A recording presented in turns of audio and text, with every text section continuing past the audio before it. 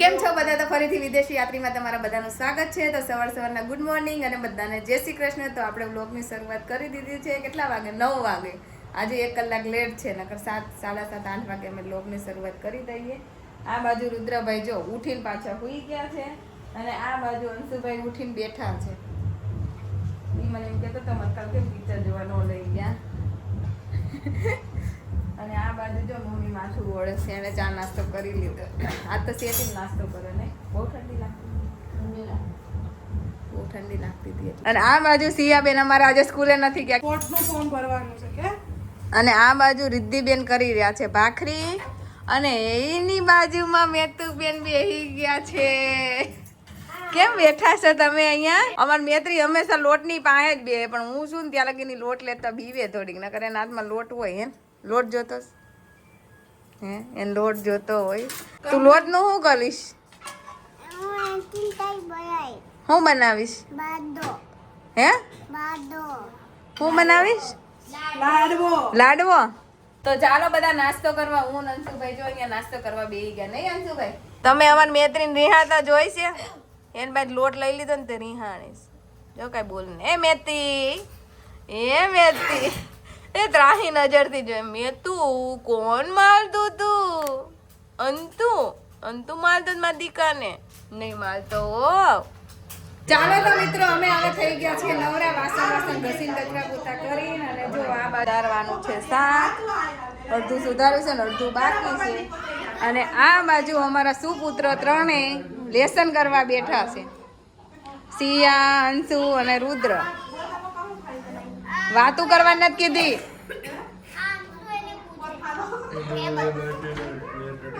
આ બાજુ જયંત ને નાવાનું છે, પણ ગીઝર બંધ થઈ ગયું છે એટલે જો બેઠા છે. તપેલું મૂક્યું ગરમ, હવે ખબર નહીં ક્યારે નહીં.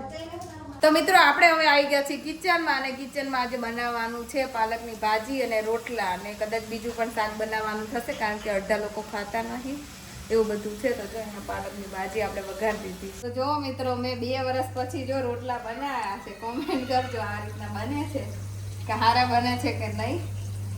કેમ કે કેનેડા તો કંઈ મજા નથી આવતી. લોટ લાવીએ પણ બહુ કડવો ને એવું બધું આવતું હતું. આ લોટ સારો આવે એટલે બનાવ્યા. અને આ બાજુ જો મેં ગાંઠિયાનું શાક વઘારી દીધું. આ બાજુ આપણી પાલકની ભાજી ચડે. આટલા નાના નાના રોટલા થાય છે, પણ થાય છે ખરા, એટલે ભૂલાઈ નથી ગયા. 1-2 બગડે પછી આવડી જાય, પણ જ્યાં પહેલો છે બગડ્યો નથી. સારો થાય એમ તો.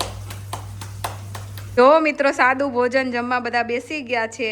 આજે તો બહુ ઓછું જમવાનું છે. શાક ને રોટલા, 2 શાક છે, રોટલા ને કાસરી અને ગોળ, આટલું જ છે. સિયા બેન ને બધા બેસી ગયા છે જમવા. અને આ સાઈડ હજુ જો મારા રોટલા ચડે છે. જેમ ગરમ ગરમ ચડતા જાય ને એમ બધા નીચે ખાવા બેસે. રોટલા કેવા થાય છે કોમેન્ટ કરજો. કોને કોને નથી આવડતા રોટલા એ કોમેન્ટ કરી દેજો. જો મિત્રો અહીંયા બધા ખાઈને પાછો જો મેં રોટલાનું ચૂરમું કરી દીધું. ઘી ને ગોળ ને રોટલો. ગામડાનું ઘી છે તો સારું લાગે ને. કેવું બન્યું? મસ્ત. ગામડાની યાદ આવી જાય. ગામડાની યાદ આવી જાય ને તો પછી રુદ્રને કીધું નું ખાવું ને. હાલો ખાવા મળો. સિયા ખાલ. કેમ તાર નહીં ખાવું? નો ભાવે? તારો અડધો રોટલો ખવાઈ ગયો ને. નથી ખાવું કરતા હે ને.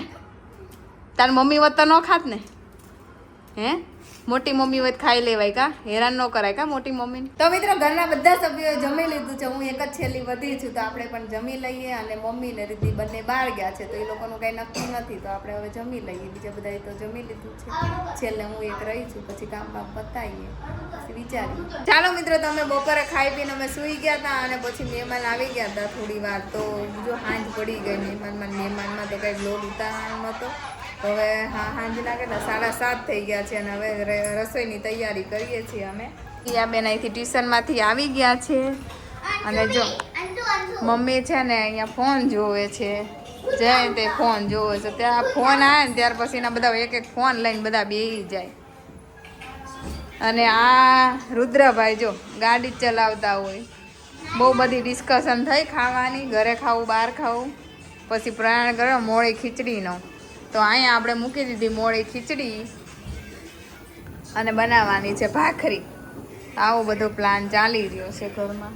ચાલો તો ફટાફટ થોડું ઘણું રાંધી નાખે ને પછી જવું છે આટો મારવા બહાર. જો લઈ જાય તો નક્કી ફિક્સ નથી. લઈ જવાના આટો મારવા?